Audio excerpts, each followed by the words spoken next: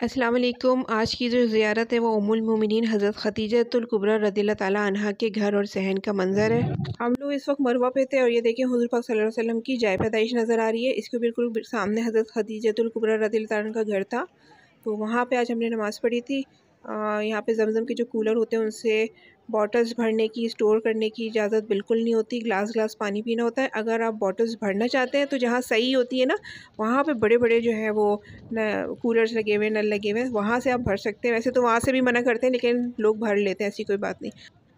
मरवा की तरफ सहन है ना, देखिए पूरा फुल हुआ हुआ है और इधर मर्द और औरतें दोनों जो हैं साथ मिलकर ही नमाज़ पढ़ सकते हैं, वरना अंदर जो है ना औरतों की अलग सफ़े होती हैं और मर्दों की अलग सफ़े होती हैं बैतुल्ला में। तो यहाँ से हम लोगों ने पानी भरा, ज़मज़म पड़ा और ज़मज़म पिया भी। हम लोग ज़्यादा नहीं पीते भाई, वॉशरूम बहुत दूर दूर है यहाँ पे। बच्चों के साथ जाओ ढो ढो के इतनी दूर दूर वॉशरूम लेके, तो हम लोग कहते हैं भाई कम ही पी लो, और हम भर के ले जाते हैं बॉटल्स में। घर जाके खूब ज़मज़म पीते हैं माशाल्लाह से, उसमें बल्कि और मिला भी लेते हैं ताकि पानी ख़त्म ना हो। तो ये हज़रत ख़दीजतुल कुबरा रज़ियल्लाहु ताला का घर था और घर का ये सहन था जहाँ पे सब्ज़ा उगा हुआ है। माशाल्लाह माशाल्लाह।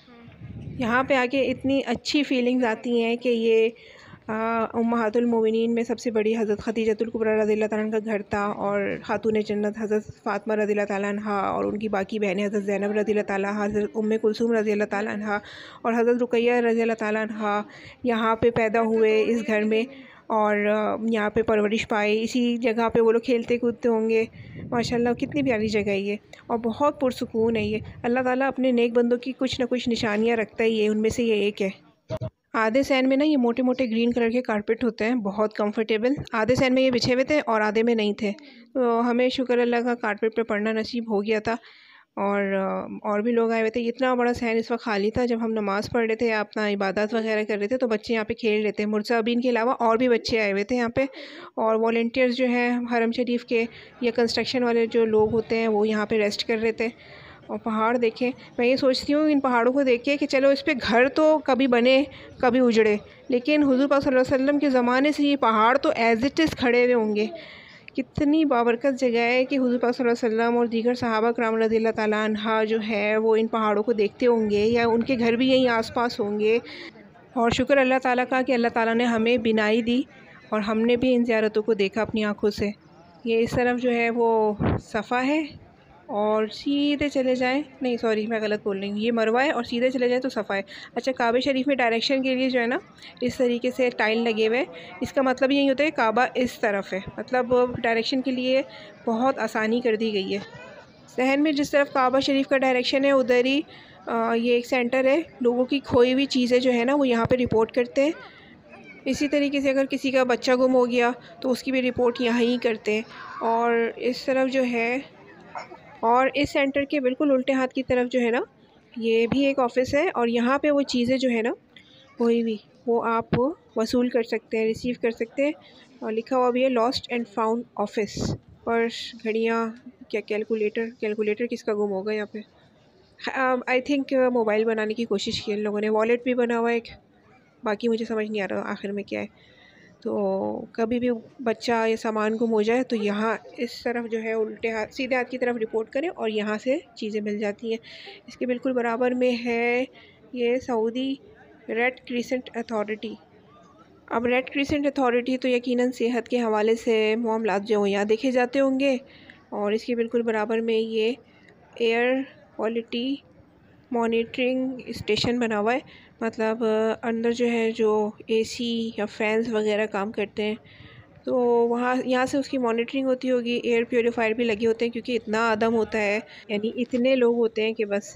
अच्छा, ये ना लिफ्ट बनी हुई है, यहाँ से जो है ना आप हरम के नीचे वाले हिस्से यानी कि फर्स्ट फ्लोर पे जा सकते हैं। अभी जैसे अगर हम यहाँ से मरवा की तरफ जाए ना तो हम सेकंड फ्लोर पे जाएंगे, ठीक है।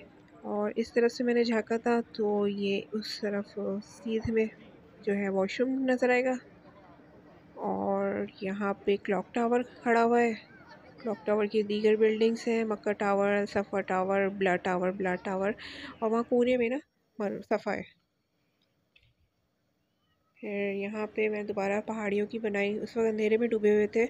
अल्लाह ताला का निज़ाम भी कितना मौजज़ाना निज़ाम है कि इतने ऊपर ऊपर लोग रहते हैं, वहाँ पे कैसे पानी पहुँचता होगा। लेकिन जाहिर बात है जब पानी पहुँच रहा है तभी लोग रह रहे हैं ना, अल्लाह सब इंतज़ाम कर देता है भाई। आप कहीं पे भी रहने का इरादा करें।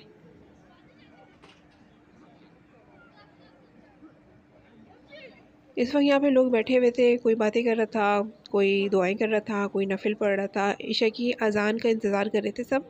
आहिस्ता आहिस्ता थोड़ा थोड़ा बढ़ना शुरू हो गया था। नमाज़ पढ़ने के बाद मैं सहन में आके बैठ गई। हज़रत खदीजतुल कुबरा रज़ी अल्लाह ताला अन्हा हज़रत मोहम्मद मुस्तफ़ा सल्लल्लाहु अलैहि वसल्लम की सबसे पहली ज़ौजा मोहतरमा थी, यानी वाइफ थी। निकाह के वक्त जो है आप सल्लल्लाहु अलैहि वसल्लम की उम्र 25 साल और हज़रत खदीजा रज़ी अल्लाह ताला अन्हा की 40 साल थी। हज़रत मोहम्मद मुस्तफ़ा सल्लल्लाहु अलैहि वसल्लम के 4 शहज़ादियाँ और 3 शहज़ादे थे, यानी बेटे बेटियाँ थे, जिनमें से 6 जो है वो हज़रत खदीजतुल कुबरा रज़ी अल्लाह ताला अन्हा से थे। आप रज़ी अल्लाह ताला अन्हा यहीं करीब पे जन्नतुल माला है, वहीं पे ही दफन है। अल्लाह ताला ने आप रज़ी अल्लाह ताला अन्हा को जन्नत में मोतियों की महल की बशारत पहले ही दे दी थी। ये देखिए मैंने एरो बना के बता दिया कि किधर है घर इनका। घर के ही सीधे हाथ की जानिब ये बहुत बड़ी स्क्रीन लगी हुई है और इसके बिल्कुल बराबर में ये स्लाइडिंग जा रही है। अब ये स्लाइडिंग जो जा रही है ना, इसके नीचे बिल्कुल आप जाएंगे ना तो सीधे हाथ की तरफ वुमेन टॉयलेट, उल्टे हाथ की तरफ मेन टॉयलेट, और सीधा जाएंगे बिल्कुल सीधा और फिर सीधे हाथ की तरफ मुड़ेंगे ना तो खाने काबे के सहन वाला जो है वो फ्लोर आता है। और ये देखिए क्या लिखा हुआ है, हरम की तरफ जाने का रास्ता भी यही है, नीचे ही मेन टॉयलेट है, बैग वगैरह अलाउ नहीं है और यहाँ बाल काटना और नहाना मना है। ठीक है, तो ये जो सीधे हाथ की तरफ जो है, जो एक दीवार सी लगी हुई है ना, ये प्लास्टिक का एक बाउंड्रीज होती है, वो वुमेन वॉशरूम है। और ये इस तरफ उल्टे हाथ की तरफ जो है ना वो मेन वॉशरूम है। उसके बाद खाने काबा आए और खाने काबा का दीदार किए बगैर घर चले जाए ऐसा नहीं हो सकता, तो हम सही की जगह पे सेकंड फ्लोर से होते हुए खाने काबा को देखने गए। अपनी सारी चप्पलें जो है हम लोगों ने कॉट में नीचे डाल दी थी ताकि बेद भी ना हो। वैसे यहाँ पे लोग चप्पल पहन के भी सही करते हैं। उसके बाद माशाल्लाह सुभान अल्लाह खाने काबा और सामने ही बिल्कुल जो है वो खाने काबा का दरवाज़ा भी था और तवाफ़ करने वालों को बहुत हुजूम था, क्योंकि इस वक्त जो है ना ज़रा अच्छा लग रहा होता है। ठंडे ठंडे में लोग जो है वो तवाफ़ करते हैं या उम्रा करते हैं, लेकिन हम लोग नहीं जाते, हमारे साथ बच्चे होते हैं ना, इसलिए हम जितना उम्रा या तवाफ़ करना होता है दिन के टाइम पे ही करते हैं। उस वक्त जो है ना, इससे तो वैसे तो उस वक्त भी बहुत रश होता है लेकिन इससे तो कम ही होता है। उम्मीद है आपको मेरी ये खूबसूरत और मुअज़्ज़ज़ जगह वाली वीडियो पसंद आई होगी। सब्सक्राइब कीजिए मेरे चैनल को। अपना बहुत ख्याल रखिएगा। नेक्स्ट वीडियो तक के लिए मेरी तरफ़ से अल्लाह हाफ़िज़।